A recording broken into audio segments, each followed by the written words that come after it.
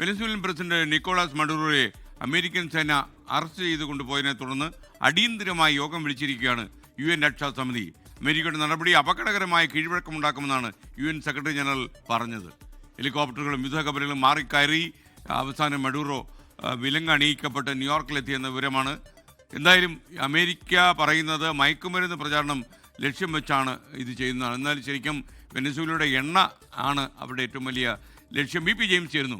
Good morning BP James. Good morning SKN. Hi. എനിക്ക് തോന്നുന്നത് BP വിദേശ വാർത്തകൾ തുടങ്ങിയതിനു ശേഷം ഇങ്ങനൊരു രാഷ്ട്രപതിയെ തന്നെ വിലങ്ങണിയിച്ച് ഒരു യുദ്ധക്കപ്പൽ കയറ്റി അവരുടെ രാജ്യത്തെ കൊണ്ടുപോയ കഥ ആദ്യമായിരിക്കും. ഒരുപക്ഷെ ആദ്യമാണ് SKN.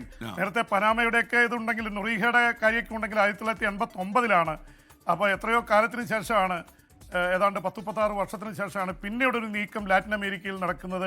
എന്തായാലും SKN, ഈ മിനിറ്റുകളിൽ വരുന്ന ഒരു വലിയ വാർത്ത, ഇതുവരെ അവിടെ അമേരിക്ക ആക്രമണം നടത്തി, മിലിറ്ററി സെന്റേഴ്സ് തകർത്തു, സ്ഫോടനം നടത്തി എന്നൊക്കെ വന്നെങ്കിലും എത്ര പേർ കൊല്ലപ്പെട്ടുവെന്നോ ആളപായമുണ്ടെന്നോ വാർത്ത വന്നിരുന്നില്ല. ഇപ്പോൾ ഇതാ വാർത്തകൾ വരുന്നു, 40 പേർ കൊല്ലപ്പെട്ടതായി അന്താരാഷ്ട്ര മാധ്യമങ്ങളിൽ മുഴുവൻ ഈ മിനിറ്റുകളിൽ. ഒരു 10 മിനിറ്റ് മുമ്പാണ് ആ ഒരു ബ്രേക്ക് പോലെ അത് വരുന്നത്.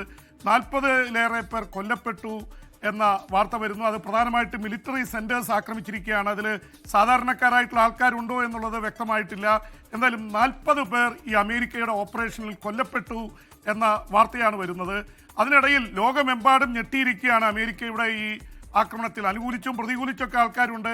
പക്ഷേ ഐക്യരാഷ്ട്ര സഭയുടെ സെക്രട്ടറി ജനറൽ, ഒരുപക്ഷെ ലോകത്തിൻ്റെ മനസാക്ഷിയായിട്ട് അറിയപ്പെടേണ്ടതാണ്, അവർക്ക് വലിയ അധികാരമൊന്നുമില്ല, പക്ഷേ ആന്റോണിയോ ഗുട്ടറസ് പറഞ്ഞിരിക്കുന്നത് ഇത് അപകടകരമായ കീഴ്വഴക്കമാണെന്നാണ്.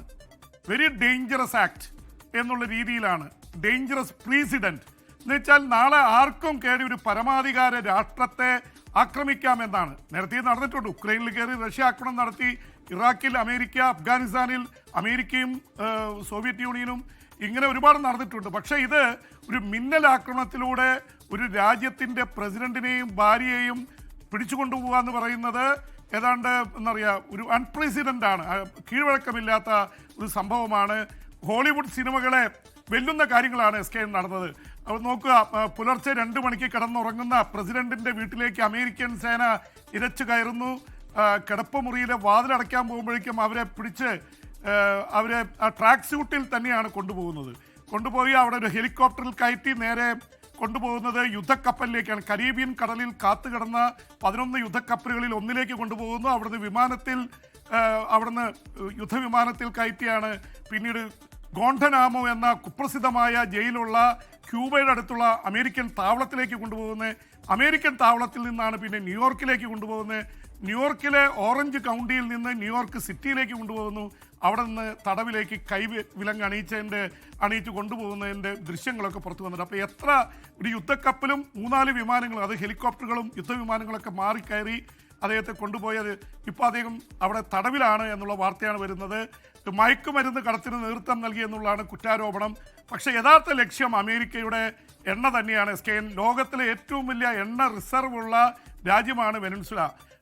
ഹ്യൂഗോ ഷാവേസിൻ്റെ കാലത്ത് 4-5 തവണ ശ്രമിച്ചതാണ് അവിടെ അട്ടിമറി നടത്താനായിട്ട്. അതൊന്നും അവിടെ 2 ദിവസം വിജയിച്ചെങ്കിലും പിന്നീട് ജനകീയ പ്രക്ഷോഭത്തിലൂടെ ഹ്യൂഗോ ഷാവേസ് തിരിച്ചു വരികയായിരുന്നു. ഇവിടെ പറ്റിയത് അമേരിക്കയ്ക്ക് കിട്ടിയ ഒരു തക്കം, അല്ലെങ്കിൽ അവർ ലഭിച്ചതെന്ന് പറയുന്നത് മഡൂറോ ജനങ്ങൾക്കിടയിൽ ഒട്ടും സ്വീകാര്യനല്ലാത്ത തരത്തിലേക്ക് കാര്യങ്ങൾ പോയി. അദ്ദേഹത്തെ പിന്തുണയ്ക്കുന്നൊരു വിഭാഗമല്ലാതെ അദ്ദേഹത്തെ പിന്തുണയ്ക്കാനില്ലായിരുന്നു. അദ്ദേഹത്തെ പിടിച്ചുകൊണ്ടുപോയി രാജ്യത്തിൻ്റെ പ്രസിഡന്റിനെ കൊണ്ടുപോയിട്ട് അവിടെ വലിയ പ്രതിഷേധ പ്രകടനങ്ങളൊന്നും അരങ്ങേറിയില്ല എന്നുള്ളത് വളരെ അത്ഭുതപ്പെടുത്തുന്നതാണ്.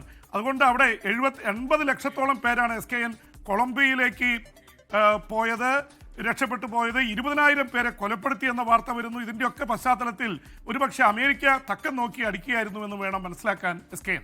ലോകത്തെവിടെയായാലും ഏത് സമയത്തും 24 വാർത്തകളും ഓഗ്മെന്റഡ് റിയാലിറ്റി പാക്കേജുകളും എക്സ്പ്ലെയിനറുകളും വിശദമായി കാണാൻ ഞങ്ങളുടെ YouTube ചാനൽ നിങ്ങൾക്ക് സബ്സ്ക്രൈബ് ചെയ്യാം.